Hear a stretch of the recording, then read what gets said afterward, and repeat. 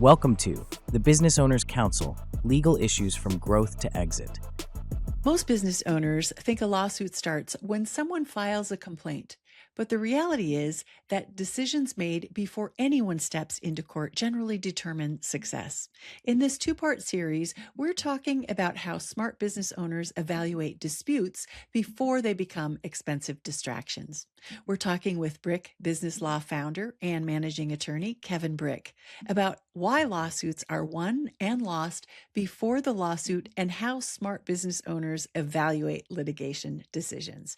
Kevin, thank you so much for joining me today. This is a great topic. Thanks, Lisa. Appreciate you having me on. What does it mean that a business can win a lawsuit and still lose?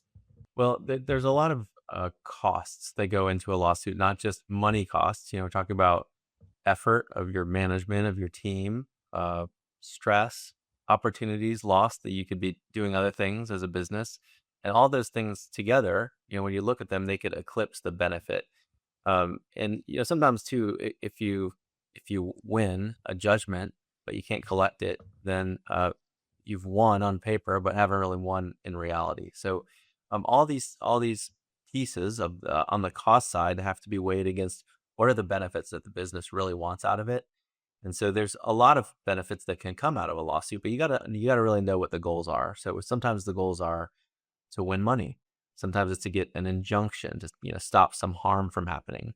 It could be protecting a reputation or creating leverage. It could be sending a message to competitors in the marketplace. There's all kinds of reasons why somebody might want to get into litigation in terms of what their goals are. And so it's just important at the outset to understand those and weigh them against risk so you can really know, what does it mean to us to win in this lawsuit, and to make sure you've got a clear picture of what that is. And we know lawsuits are expensive, but what are the hidden costs of litigation that business owners often underestimate? Well, the biggest hidden cost I see really is the business owners and employees' time away from the business. So the longer a lawsuit goes on, or the more intense it is, the more it pulls their time and focus away from the things that come along with running a business. And so, and that can be stressful, and it can come at inconvenient times. It could be more, more effort than they anticipate. So I think that is one hidden cost, I'd say. And then you kind of add that on top of the actual costs, right? And so monetary costs, obviously you got your attorney's fees and filing fees, things like that. But you got to pay for expert witnesses. You got to pay for mediators. Maybe there's a cost to preserve evidence. So there's all these other things that, if you've done a really, really good assessment on the front end, they're less hidden. You understand them more at the outset, but some things you really can't anticipate. And so I would say there are almost always some sort of hidden fees, and those are the main ones that I see in business litigation. And Kevin, I heard you say earlier that you may have won, but you can't collect. And I want to unpack that a little bit. Why is collectability so important? For litigation over money damages, right? It's really the whole lawsuit itself is kind of just part one. So you got to get to the point where a judge or jury says that you are entitled to recover money from this defendant, right? That's step one. And so you get a judgment, essentially a piece of paper that's recorded that says, now I've got certain rights to go and try to recover this money. Well, sometimes you've got a defendant that might file bankruptcy or might not have the assets, or maybe they've done things to try to protect the assets. So there's a step two, which is how do we collect this? Can we collect it? And sometimes you get a judgment that you can't collect. It doesn't matter how good of a job you do turning over stones and trying to find assets. So that's something, to some extent, you should try to make an effort to understand what is the collectability of a defendant or defendants when you start. And sometimes you don't know. You can't know for sure. And sometimes those things change during the course of the litigation. But you should make some sort of assessment on the front end. And as you go, does it make sense to recover, to pursue this litigation, given that there might be some uncertainties about whether I can recover? And again, that kind of goes back to the goals we were talking about. Like, is the main goal in litigation to recover money damages?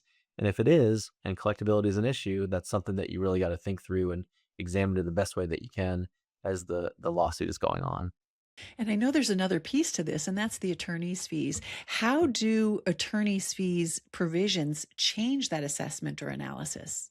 Yeah, so the general rule, at least in Florida here, is that each side pays their own attorney's fees, unless, and there's an exception, you've got a contract or a statute or a rule that allows you to shift your attorney's fees to the other side, generally when you're successful. And so we just had a case where we won over $500,000 against of our client's attorney's fees from the other side, and that's a big shift, as you can imagine. It's a big leverage point. It's weighing out there that you can actually do that. So as um, litigants think about the cost side of it, there's a kind of a part two, which is, do we have an avenue to recover our attorney's fees from the other side? And that's a big thing, because as you're thinking about the cost and the risk and the economic assessment, um, having that avenue or that potential, maybe that's the difference between a green light to go forward and a red light. Like, it doesn't make sense to do this, right? Because the cost can be significant when you're dealing with complex litigation, and as business litigation often is complex, and there are high costs to it. So you got to really make that be part of your initial analysis. And as things are going on, are there opportunities that come up during the litigation that might allow us to shift our fees to the other side? And we've talked a lot about risks and costs, but where are the positive outcomes? Where does it all make it worth it? Well, you have to understand, when a business comes into an attorney's office and they have a claim for damages or something else, usually the the business has been damaged in some meaningful way, right? They've lost money, they've lost opportunity, they've lost their reputation. So when we're talking about recovering from damages, sometimes that's the difference between a business making it or not, right? From a cash flow perspective or reputation perspective, losing opportunities. Sometimes it's about securing future rights. So, for instance, an ownership stake in a business or an ownership stake in intellectual property. Sometimes there's an ongoing harm where a competitor's stolen trade secrets, or a former employee has violated a non-compete agreement, and all of these things, they can cause real significant damage to a business. So being able to stop those things, to stop those injustices, to recover damages, all of those things are very important. And one time I was recognized years ago for being one of the top quote bet the company litigators in the U.S. And so I know, there's what's called high stakes bet the company type of litigation. And so that's the type where it's just all or nothing. It's, is the business going to make it or not? And so a lot of times that's the type of thing that we're dealing with. And that's the benefit of pursuing litigation. Can you speak to the thought process of a business owner needing to decide whether to settle or keep fighting when a lawsuit is ongoing? Yeah. I mean, the business owner, at the outset of the litigation, sometimes you don't have the benefit of knowing the strength of the evidence or the other side's arguments or how they're going to approach things. And usually in business litigation, at some point in the process, the court is going to order a mediation. So settlements could occur at mediation, or they could occur before or after. But the decision to settle is an important one, because as litigation goes on, you start to see the lay of the land, you understand the costs and what things are going to look like. And so coming forward and saying, all right, I now have better information to make a better decision. And sometimes, settling it feels kind of like giving up. Like we took it this far, but we're not going to go all the way. But again, it's really often just a good business decision when looking at costs and opportunities, and looking at you're kind of trying to predict the future, how things are going to go. But as you go on in a case, you have a better and better understanding of what that looks like. And so the decision to settle, I think, is one that it's important. It's important to take seriously, and it should be just considered not as an emotional decision, but more so as a decision based on better and better understanding of the facts and circumstances. And of course, Kevin, I have to ask the other side, when does it make sense to litigate aggressively? Well, we talked a little bit about kind of the bet the company type of litigation. And so when you see Mhm. that the damages are going to justify the costs, or the other side can pay, there's insurance coverage, or they have deep pockets, you've got strong evidence, you've got an ability to shift your fees. Maybe the other side is threatening things that are going to cause the business to go under. maybe it's setting a precedent. For instance, a business that might have 100 contracts out there, 1,000 contracts, and somebody's trying to undermine the validity of it. Well, this is going to be relevant for all your other contracts, right? So and also sometimes settlement is just not realistic. You just have to, you have to take it all the way through. So I think aggressive litigation certainly has a role to play. And a lot of times, again, as you're doing that cost benefit analysis, you say, well, we need to push it all the way through. We need to go really hard, and a lot of times that can be the right answer too. I'm walking through this step by step. So we're going aggressive, we're going settlement, right there in the middle. Is there such a thing as a practical litigation budget? And what would that look like? Yeah, I think from the standpoint of assessing all these things at various stages, you're thinking about before you file, as things move on. As a business owner, you want to make sure you have a budget for that, and you want to look at the practical side of, if things go normally, if things go really poorly, or if things go really well, what's our budget going to be, and can we do this? Do we have the funds to take it? So, a lot of times when we assess a case at our firm, we're going to look at, what is each stage likely to cost, the work that has to get done, or do we have outside costs like court reporters and mediators, or expert witnesses that we have to bring in, and when does that happen? And then we work in some variables. Are we going to take 5 depositions or 10? What's that going to look like? What's the cost of this going to be? So we try at the front end to have an ability to give our clients a budget when things are complex, and usually, they change because the variables can go one way or the other, but at least you kind of know at every stage, all right, we're going to sit down, we're going to try to figure out what makes sense from an economic standpoint.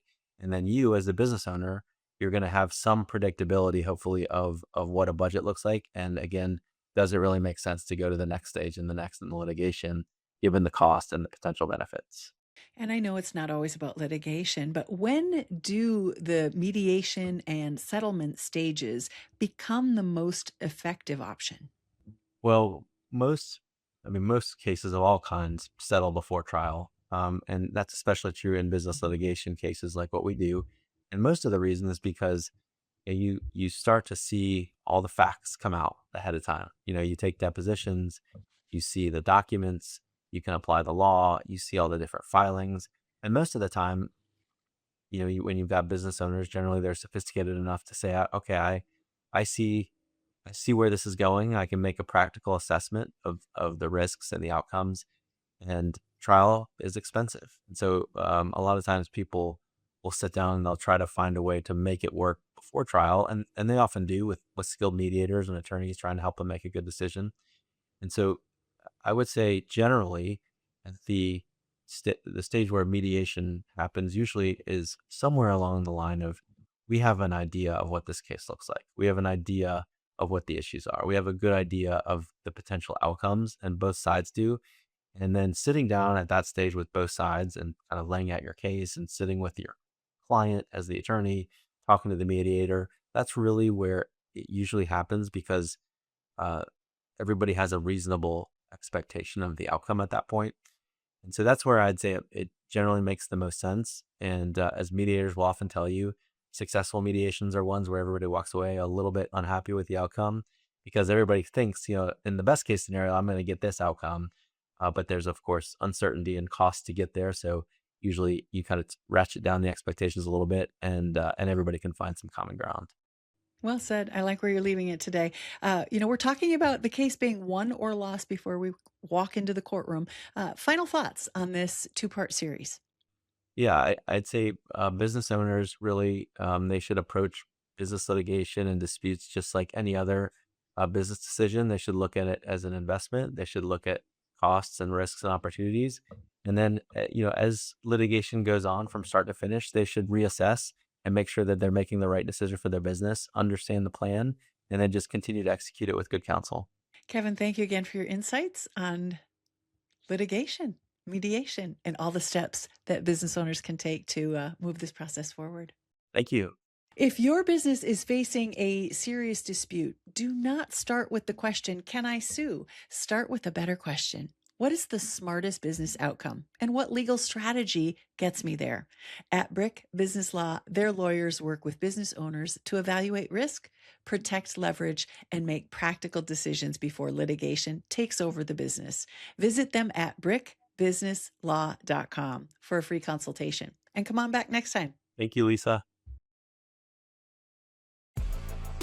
Thanks for watching. Be sure to hit that like and subscribe button and leave us a review in the comments.